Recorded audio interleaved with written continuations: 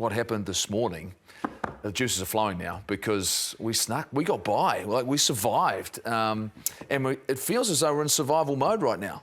I mean, last week you said this is the most important test on the tour, right? Taking on England first up, got to win it. They did. Yeah, and I mean, I think this sets us up. And I mean, Goldie said survival mode. Like for me, those are games that the All Blacks do win, you know, and that's what the legacy's built on, winning games that, you know, maybe with 10 or 15 to go, many of us thought that England was going to chalk up a famous day at Twickenham.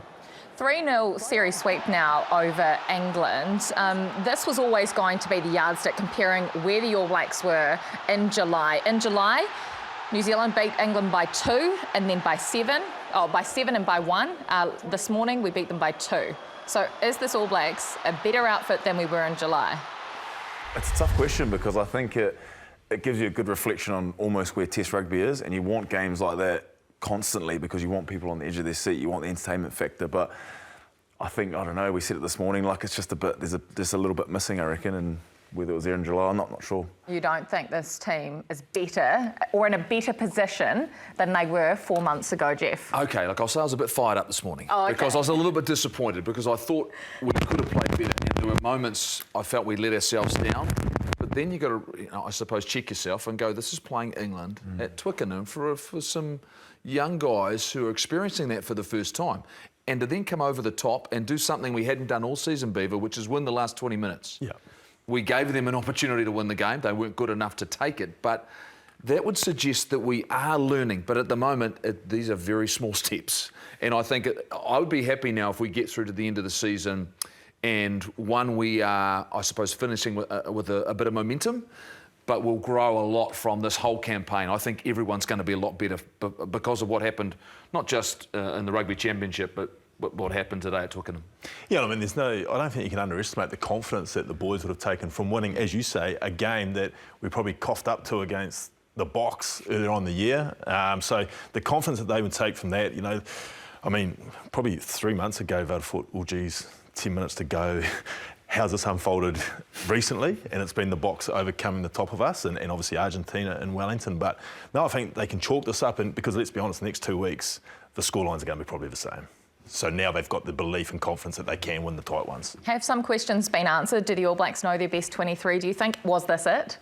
Well, I think there's going to be questions about who's going to be coming in and out just with what sort of came from that game, and whether it's the best 23, again, I'm not really too sure, but certainly guys are putting their hands up, and I think it's just about consistency and how often you can get those performances, but tighten the screw up a little bit, and I think you'll see a few more guys putting their hand up more consistently. Where's this Mark Tillier been in 2024?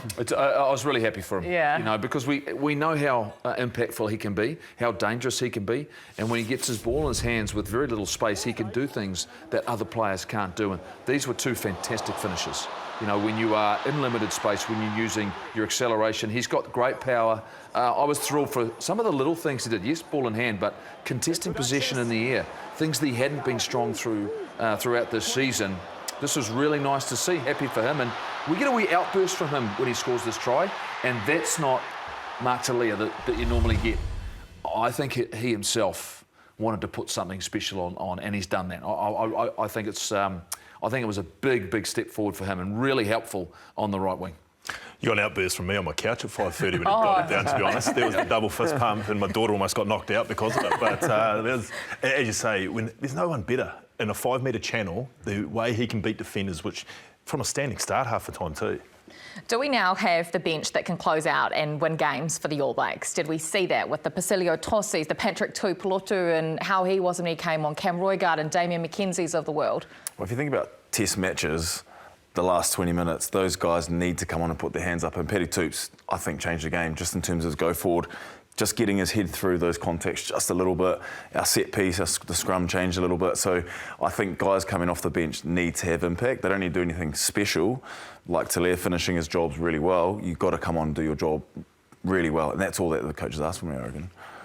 I think there's some hard decisions when they make changes because it's who they take off. So Tillier was playing so well, but to get Will Jordan and leave him on the park, you've got Damien McKenzie coming onto fullback and then you're moving guys around, and that's something I'm not entirely comfortable with because Will Jordan's my fullback. you know, I think maybe we need to trust, and you're probably better to talk about this, is if you're going to make a change at 10, just make the change at 10. Yeah. Leave the guys in positions when they are playing well. I mean, I think we saw from England that if things are going well at 10, or in those positions, like I think earlier on in the year we were a bit predetermined, right, 60th minute mark, this is happening, 50th minute mark, this is happening. Well, I think today we were a bit more flexible, and if you contrast that with England, taking off Smith with 20 to go, when I thought he was well and truly in control of the game, he was faultless off the tee, huge error. Just because, we've got Ford there, better chuck him out there. You don't change your 10 if everything's going along swimmingly. Last week you had 3 key things for us to look at. Today you have 4 things you noticed from the test this morning. Geez, I've only got 2, but but no, I think a big thing that we sort of talked about last week was we got caught in a box kickathon, you know, or for a better word, in those first 2 test matches here in New Zealand, and essentially we played a slow game. And we didn't get to put our game and break up the game, and essentially played into England's hands. Well, I thought Bodie Barrett's first 25 minutes shaped the way that the game was going to unfold and broke it up. And we see some clips here of the variety to Bodie's first 25. There's the cross kick. Bodie will always go for a cross kick if it's there available to him. There was the kick. Quite often they went out to Talia on the contestable bombs. Again, Bodie trying to get the ball out to the wide channels. Now all this is doing is trying to put some doubt in this blitz D. And you can already see it's not coming up with the same pace that it has in the past. And by doing that, it's sowing seeds of doubt. Guys shooting out of the line, not together. And it didn't always work perfectly. This was a wonderful example. You would have never gone down that short side unless you had recognised who the guy was. It was Genge there. It was a 3-on-3.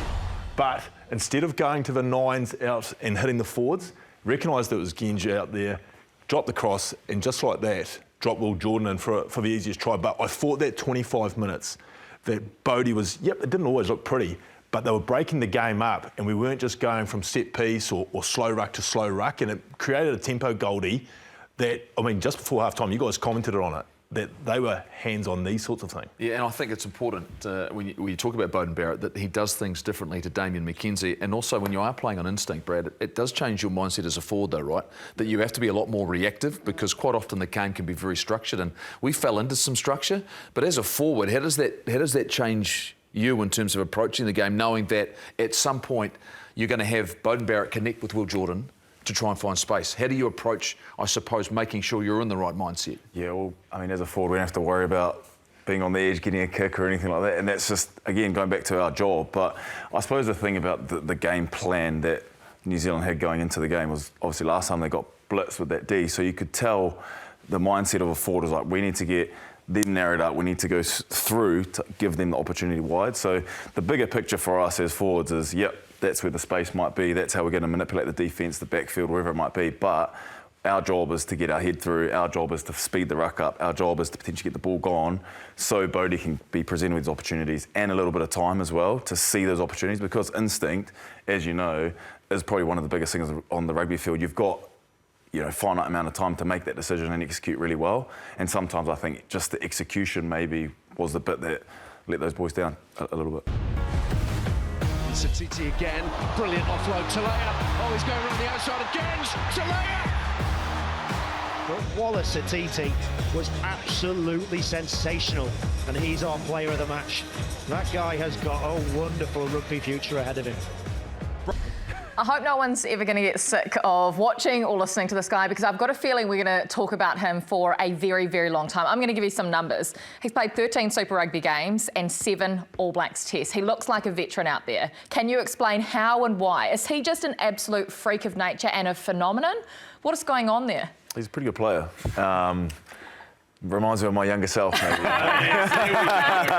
We knew he was going to fire off at some point. No, I think he nailed it, actually, and I think, Goldie, you said it before, like, you look at Sam Cane, you look at Adi Severe, those guys' role in the team is to think about this stuff. You want Wallace, you want Asafo, you want them to just go out and express themselves, and I think he looks like he's expressing himself and he's enjoying doing it, and you look at some of those broken plays where he's got a bit of acceleration, outruns Lawrence, who's a 12, like, that's him expressing himself. Like, he's got no right to get rid of that ball, but you can see it in his head. So easy. Exactly, and you can see it in his head before he even does it. That's what he wants to do.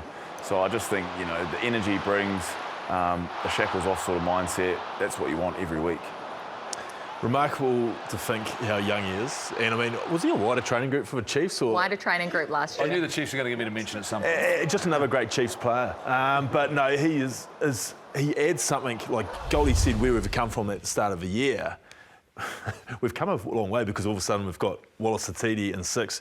Shieldsy talked about the loose forward show that he works with. I reckon in some ways, because you've got such two hard-working, and obviously Wallace gets through his hard work too, it does free him up to be ranging, to make those line breaks, to use his gifts, which is that late footwork at the line, his sheer pace, which, I mean, it's just, as you said, every week we seem to be saying the same thing. Every single week, Jeff.